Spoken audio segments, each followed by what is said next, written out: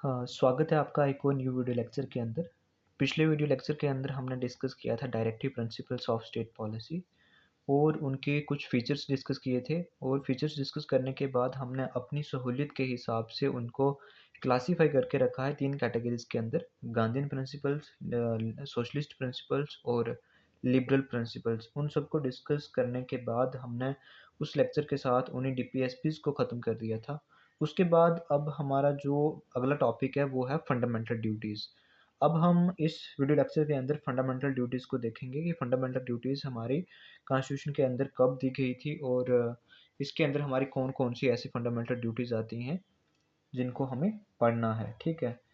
तो fundamental duties की बात करें तो जैसे ही बोला जाता है कि जो राइट्स हैं और जो ड्यूटीज़ हैं सिटीजन्स की वो दोनों कोरिलेटिव्स हैं और इनसेपरेबल हैं। मतलब आप इनको एक दूसरे से मतलब अलग नहीं कर सकते, इनसेपरेबल जिनको हम बोलते हैं। राइट्स और ड्यूटीज़ जो हैं वो एक सिटीजन्स की, एक इंडिविजुअल्स की जो राइट्स एंड ड्यूटीज़ होती हैं उनको हम अलग नहीं कर सकते। कॉन्स्टिट्यूशन के अंदर सिर्फ़ जब कॉन्स्टिट्यूशन बना था तो उस समय सिर्फ़ फंडामेंटल राइट्स दिए गए थे। कोई फंडामेंटल ड्यूटीज़ का कोई मेंशन हमें देखने को नहीं मिलता है कॉन्स्टिट्यूशन के अंदर, जब हम ओरिजिनली बात करें जब वो कॉन्स्टिट्यूशन बनाया गया था।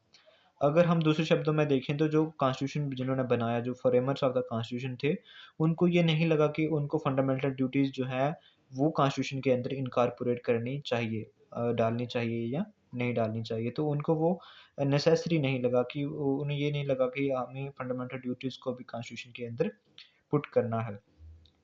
उसके बाद क्या होता है कि they incorporated the duties of the state in the constitution in the form of directive principles of state policy.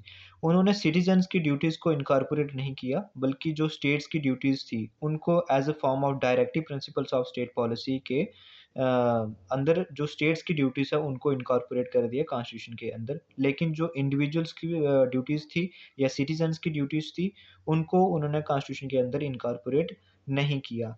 बाद में क्या होता है कि 1976 के अंदर जो फंडामेंटल ड्यूटीज़ जो होती हैं सिटीज़न्स की, उनको ऐड किया गया कॉन्स्टिट्यूशन के अंदर। किस बेसिस के ऊपर? एक जो स्वर्ण सिंह कमेटी बनाई गई थी, उस समय कांग्रेस की सरकार हुआ करती थी, कांग्रेस की गवर्नमेंट हुआ करती थी। तो उन्होंने एक स्वर्ण सिंह कमेटी के नाम से एक कमेटी बिठाई और उसने रिकमेंड किया कि हमें जो फंडामेंटल ड्यूटीज़ हैं कि एक सिटीज़न्स की या एक इंडिविजुअल्स की, एक नहीं बहुत सारे सिटीज़न्स की या इंडिविजुअल्स की जो फंडामेंटल ड्यूटीज़ हैं, हाँ, उन्हें हमें कॉन्स्टिट्यूशन के अंदर इनकॉर्पोरेट करना है। तो याद रखना ये किसके द्वारा किया गया था? स्वर्ण सिंह कमेटी के द्वारा ये रिकमेंड किया गया था कि आपको कॉन्स्टिट्यूशन के अंदर जो फंडामेंटल ड्यूटीज़ हैं उनको इनकॉर्पोरेट करना है। अब थोड़ा डिस्कस करते हैं कि स्वर्ण सिंह कमेटी क्या कहती है। अगर आप पेपर में मेंशन करना चाहें तो कर सकते हैं, नहीं करना चाहें तो नहीं कर सकते हैं। लेकिन पढ़ते हैं कि क्या कहता है कि 1976 के अंदर जो कांग्रेस पार्टी थी वो उसने क्या किया, एक सरदार स्वर्ण सिंह कमेटी को सेटअप किया और उन्होंने रिकमेंडेशन दी किसके रिलेटेड, फंडामेंटल ड्यूटीज़ के रिलेटेड। और उन्होंने कहा the need and necessity of which we felt during the operation of the internal emergencies. मतलब उन्होंने जो अपनी जो नीड्स और नेसेसिटी किस चीज़ की, फंडामेंटल ड्यूटीज़ की नेसेसिटीज़ और नीड्स को व्यक्त किया और उन्होंने बताया कि हमें क्यों ज़रूरत है फंडामेंटल ड्यूटीज़ की। आप देख ही सकते होंगे जब इंटरनल इमरजेंसी लगी थी 1947 के 45 75 के अंदर से लेके 1977 तक जो इमरजेंसी लगी थी, तो उस समय जो हमें फ़ील हुआ कि हमें फंडामेंटल ड्यूटीज़ की ज़रूरत है, नीड है, नेसेसिटी है, तो उसी के रिलेटेड उन्होंने कहा, ठीक है? The committee recommended the inclusion of a separate chapter of fundamental duties in the constitution. उन्होंने रिकमेंड किया कि हमें कॉन्स्टिट्यूशन के अंदर एक सेपरेट चैप्टर जो है वो इंक्लूड करना है, किसके लिए? फंडामेंटल ड्यूटीज के लिए। And it stressed that citizen should become conscious that in addition to the enjoyment of rights they also have certain duties to perform as well. वो कहते हैं कि सिटीजन जो है वो कॉन्शियस हो जाएंगे, वो जागरूक हो जाएंगे कि उनको जब वो राइट्स को एन्जॉय करते हैं तो उसी के साथ-साथ उनको कुछ ड्यूटीज़ भी परफ़ॉर्म करनी है। ये उनकी एक मॉरल ऑब्लिगेशन हो जाएगी कि आपको राइट्स को एन्जॉय करने के साथ-साथ कुछ आपकी ड्यूटीज़ भी होंगी जो आपको परफ़ॉर्म करनी है। The Congress government at the centre accepted the recommendation and enacted the 42nd constitutional amendment act in 1976। ठीक है? तो जो कांग्रेस गवर्नमेंट थी सेंटर लेवल पे, उन्होंने क्या किया, इस रिकमेंडेशन को एक्सेप्ट कर दिया और उन्होंने एक अमेंडमेंट लाई, कॉन्स्टिट्यूशन अमेंडमेंट एक्ट लाई, कौन सी 42 कॉन्स्टिट्यूशन अमेंडमेंट एक्ट लाई, कब लाई 1976 के अंदर। तो उन्होंने इस अमेंडमेंट के उसको क्या किया, एक्सेप्ट कर दिया कांग्रेस गवर्नमेंट ने, और एक न्यू अमेंडमेंट लाई कॉन्स्टिट्यूशन के अंदर। और उस अमेंडमेंट में उन्होंने क्या किया, एक न्यू पार्ट ऐड कर दिया जिसका नाम था part 4A to the constitution. ठीक है, उन्होंने एक न्यू पार्ट ऐड कर दिया कॉन्स्टिट्यूशन के अंदर जो कि पार्ट था पार्ट 4A। ठीक है, और new part consist of only one article, that is article 51। जो न्यू पार्ट कॉन्स्टिट्यूशन के अंदर ऐड किया गया पार्ट 4A, उसके अंदर सिर्फ एक ही आर्टिकल हमें देखने को मिलता है, कौन सा, आर्टिकल 51A, मोस्ट इंपॉर्टेंट, याद रखना। And which for the first time specified a code of fundamental duties and for the citizen, मतलब जिसके अंदर क्या किया गया था कि स्पेसिफाई करके रखा था, मतलब लिखे रखा था, जो कोड, एक लिस्ट बना के रखी थी फंडामेंटल ड्यूटीज की जो कि सिटीजन्स के द्वारा परफॉर्म किए जाएंगी। उसके बाद कहता है कि जो स्वर्ण सिंह कमेटी थी उन्होंने सजेस्ट किया कि आपको 8 फंडामेंटल ड्यूटीज़ को कॉन्स्टिट्यूशन के अंदर इनकॉर्पोरेट करना है।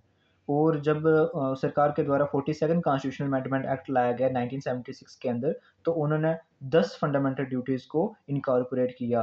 और जो स्वर्ण सिंह कमेटी के द्वारा 8 ही सजेस्ट की गई थी, लेकिन जब कॉन्स्टिट्यूशन में अमेंडमेंट लाई गई कांग्रेस गवर्नमेंट के द्वारा 42 कॉन्स्टिट्यूशनल अमेंडमेंट, उस समय क्या किया कि जो 10 फंडामेंटल ड्यूटीज थी उनको इनकॉर्पोरेट कर दिया कॉन्स्टिट्यूशन के अंदर। अब हम डिस्कस करते हैं कि वो कौन कौन सी फंडामेंटल ड्यूटीज हैं जो कॉन्स्टिट्यूशन के अंदर हमारे दी गई थी या इनकॉर्पोरेट की गई थी। तो आर्टिकल 51 के तहत हमें देखने को मिलती हैं कुछ ड्यूटीज़ जो कि कुछ इस तरह से, जैसे पहली जो फंडामेंटल ड्यूटीज़ आती है वो आती है कि हमें क्या करना है कि जो कॉन्स्टिट्यूशन है उसको मानना है और हमें रिस्पेक्ट करनी है आइडियल्स की। आइडियल्स जो होते हैं कॉन्स्टिट्यूशन के अंदर दिए होते हैं, जैसे लिबर्टी, इक्वलिटी, फ्रेटर्निटी, उनको रिस्पेक्ट करना है। और हमें जो आइडियल्स और इंस्टीट्यूशंस की बात करता है, जैसे अलग अलग इंस्टीट्यूशंस हो गए, ऑर्गन्स हो गए गवर्नमेंट के, उनको रिस्पेक्ट करना है। और नेशनल फ्लैग को रिस्पेक्ट करना है और नेशनल एंथम को हमें रिस्पेक्ट करना है। ये तो हमारी फंडामेंटल ड्यूटी हो गई पहली। उसके बाद क्या करना है, जो हमारी फंडामेंटल ड्यूटी सेकंड नंबर पे आती है, वो कहती है कि हमें क्या करना है, फॉलो करना है, चेरिश करना है उन नोबल आइडियाज़ को जिसके द्वारा हमारे जो फ्रीडम स्ट्रगल या फ्रीडम फाइटर्स थे वो इंस्पायर्ड थे। ठीक है, उन सारे आइडियल्स को हमें क्या करना है, फॉलो करना है। तो आपको पता ही होगा कि जो फ्रीडम टाइम पे जो आइडियल्स थे, जो हमारे फ्रीडम फाइटर्स थे, उन्होंने जो जो आइडियल्स को फॉलो किया था, तो उन सबको भी हमें फॉलो करना है। ये हमारी सेकंड फंडामेंटल ड्यूटी आ जाती है। उसके बाद थर्ड की बात करें तो to uphold and protect the sovereignty, unity and integrity of India. हमें अपने देश की जो सॉवरेनिटी होती है, यूनिटी होती है और इंटीग्रिटी ऑफ इंडिया, उसको क्या करना है, प्रोटेक्ट करना है। सॉवरेनिटी का मतलब होता है कि आपको पावर है टू मेक डिसीजन इंटरनली और एक्सटर्नली, तो वो होती है सॉवरेनिटी। इसका बहुत डिटेल में कंसेप्ट होता है, अगर इसको डिस्कस करने लगे तो ज़्यादा टाइम हो जाएगा। किसी और वीडियो के अंदर हम इनके बारे में डिस्कस करेंगे। एंड ये हमारी कौन सी ड्यूटी होगी, थर्ड फंडामेंटल ड्यूटी होगी। अगर फोर्थ फंडामेंटल ड्यूटी की बात करें तो हमें क्या करना है कि अपनी कंट्री को डिफेंड करना है और national services and called upon two do so. मतलब जब भी हमें गवर्नमेंट के द्वारा ये कहा गया कि अब आपको क्या करना है, कंट्री को डिफेंड करना है, कोई ऐसी सिचुएशन आ गई कि सिर्फ हमारी जो, वैसे तो आर्मी तो प्रोटेक्ट कर ही रही है हमारी कंट्री को, लेकिन कभी ऐसा होता है कि कोई सिचुएशन आ जाती है जहाँ पे सिविल पार्टिसिपेशन की ज़रूरत पड़ती है, तो वो हमें करना है। ये हमारी फंडामेंटल ड्यूटी है। जो जो फोर्थ नंबर पे हमारी फंडामेंटल ड्यूटी आती है, तो वो ये ड्यूटी आती है। उसके बाद हमें जो फिफ्थ नंबर पे फंडामेंटल ड्यूटी दी गई है वो है हमें हारमोनी को प्रमोट करना है, हमें कॉमन ब्रदरहुड को प्रमोट करना है सारे लोगों के बीच में, और हमें अपने बॉर्डर्स को ट्रांसेंड करना है। जैसे हमें कोई ऐसे बीच में एक दीवार खड़ी करके नहीं रखनी है, अलग अलग रीजन्स के बीच, रिलीजन्स के बीच में, अलग अलग धर्मों के बीच में, चाहे वो लिंग्विस्टिक बेसिस के ऊपर हारमोनी हमें एस्टेब्लिश करनी है। और रीजनल एंड सेक्शनल डाइवर्सिटीज़ के बीच में हमें हारमोनी को एस्टेब्लिश करना है। और and renounce practices and derogatory to the dignity of the women. Renounce का मतलब हमें त्याग करना है उन प्रैक्टिसेस को जो कि वुमन डिग्निटी को वो करती हैं, डेरोगेटरी करती हैं, मतलब जो डिग्निटी है उनको डिसरिस्पेक्ट करती हैं, उन सब प्रैक्टिसेस को हमें छोड़ देना है। ये हमारी फंडामेंटल ड्यूटीज आती है, पांचवी जो फंडामेंटल ड्यूटी है। उसके बाद हम जो हमारी सिक्स नंबर पे फंडामेंटल ड्यूटी आती है वो आती है to value and preserve the rich heritage of the country composite culture. जो हमारी कल्चर हेरिटेज साइट्स हैं जिसके अंदर हमारा जो कल्चर प्रोटेक्ट किया, जो कल्चर हमारा दर्शाता है इंडिया का, उन सभी साइट्स को हमें क्या करना है, प्रिजर्व करके रखना है। तो ये हमारी फंडामेंटल ड्यूटी है।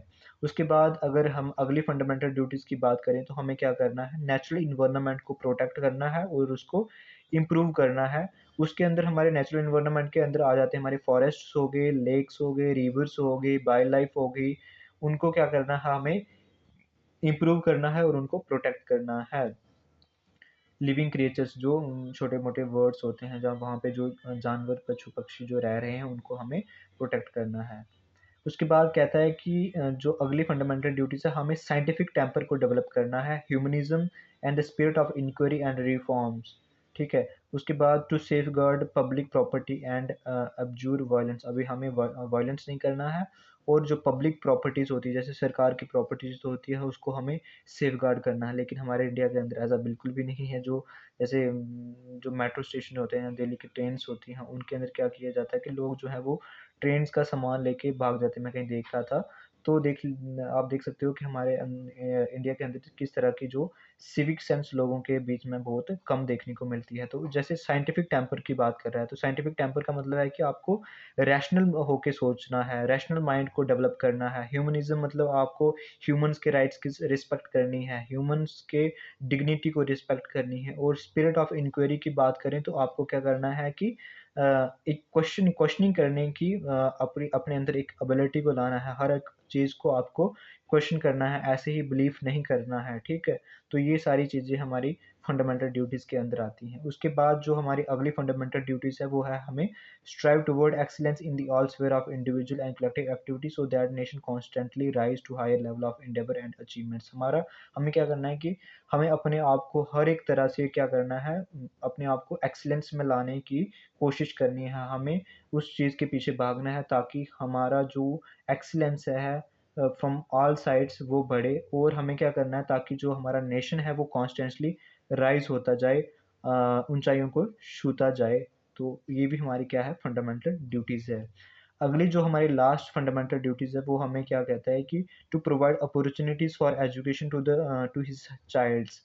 ये पेरेंट्स के लिए ड्यूटीज़ है कि आपको क्या करना है, अपने जो चाइल्ड्स होते हैं उनको क्या करना है, अपॉर्च्युनिटीज़ हमें जो सरकार को क्या करना है कि सरकार को नहीं, सॉरी, ये है कि to provide opportunities for education to his child's और ward between the age of 6 to 14 year.